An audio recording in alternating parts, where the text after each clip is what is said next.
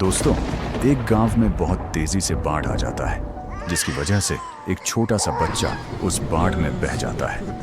तभी उसके mummy papa काफी ज्यादा परेशान हो जाता है और रोने लगता है। लेकिन दोस्तों, कुछ समय के बाद एक खरगोश को वो बच्चा मिल जाता है।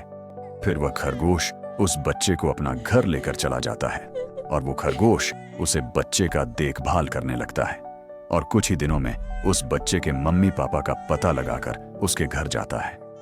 लेकिन दोस्तों, यह देखकर उसके मम्मी खुशी से रोने लगता है। तो दोस्तों, यह बहादुर खरगोश के लिए एक लाइक तो बनता ही है।